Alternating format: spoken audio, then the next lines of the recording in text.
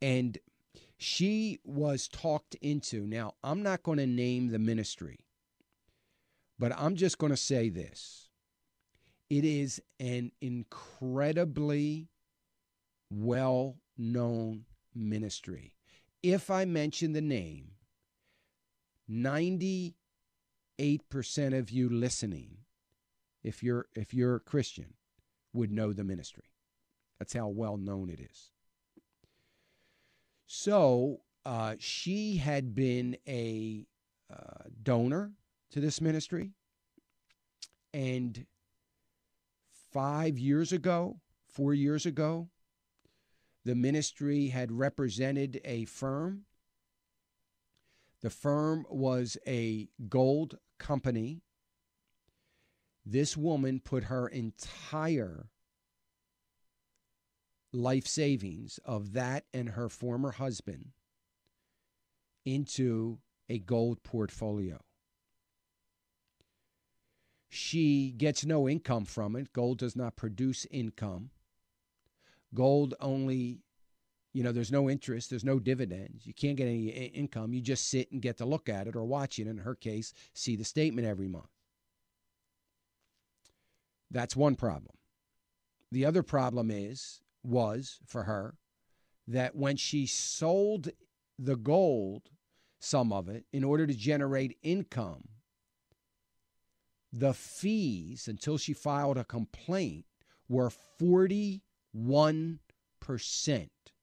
That means the gold had to be up 42% for her not to be losing money, even more money. Okay? Now, she complained, filed a complaint, said it was misleading, so on and so forth. She didn't recover the fee she paid, but they lowered it to about 14%, I think she said. Gold has gone down since that time as considerably. She had a great run. She's now in the hole. If she sells it, she's going to be more in the hole because, and over these years, she's had to sell some to live off of. She's going to take this huge hit, and things are even going to get worse. This is the reason that all of this stuff, I didn't indicate it to Andrea, but when I hear about a gold company calling somebody on the phone and scaring them, intentionally trying to scare them, and I don't know how the story went, but I assume the story would have gone if she let it go that far, that the only way to protect your IRA is to put it all in gold or precious metals. I'm sure that's where they were going.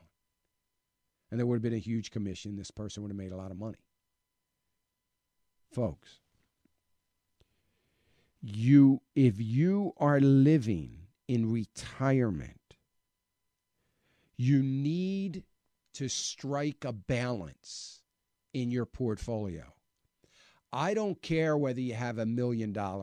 You can end up with nothing in a short period of time. You need to have a balance. I know many of you are dependent upon your financial advisors. I said this on the air yesterday. I think it was on the air. I said it, maybe it was on my conference call. As a matter of fact, it was, that I did for our partners yesterday. That you've got to strike a balance.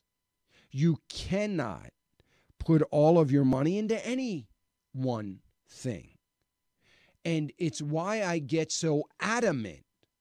I don't get it. I don't understand why people will not peel off something that they've been saving all their life to create some income and do that, create some income. I don't get it. I don't understand it. I think I do. I think I get the behavior behind that, but it's wrong.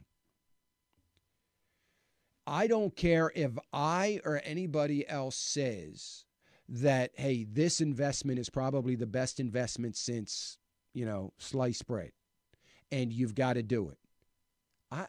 You don't put all your money into something like that.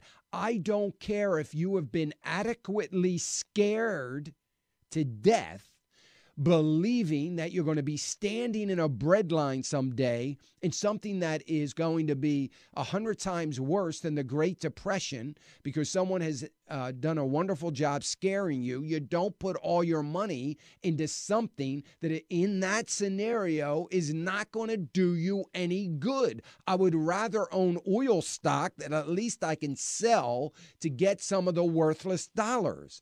I gotta believe that to sell your gold, it's going to cost you a fortune if you can sell it. If it's not illegal to own, which I suspect that it will be, so that it doesn't enter into an already horrible monetary system. They're not going to let something else come in to undermine a system that's already in trouble. So I don't believe you're going to be able to do anything. But please, even if it's not gold, even if it's a stock, I recommend.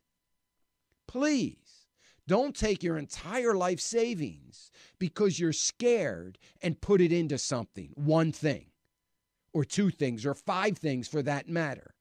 You have heard me talk over and over again of how important it is. My heart ached for this woman yesterday. I mean, and the worst part about it for me, I didn't have any answers. I didn't have any solutions for her. I couldn't say, okay, just relax. Here's what we're going to do. I couldn't do that. I mean, I did help her somewhat, and I gave her a little bit of hope and helped her develop a little bit of a plan of attack on this. But, you know, you're limited as to what you can do. And I don't want to be talking to folks when things are better and gold is down or any other thing, and they have all their eggs in one basket, and we're trying to figure out how to save it. Because then one of the things I said to this woman is, we you need to pray that somehow, gold comes up momentarily and you can get out. One of the things I said is you've got to tell this person when gold hits this amount, you want to sell it.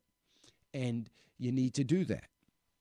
But anyway, very, very difficult situation for me. It's a difficult situation for a lot of people, I'm sure. And that's why I keep harping on planning. Last week, I don't know if it was last week or the week before. So we're in Dallas meeting with some people.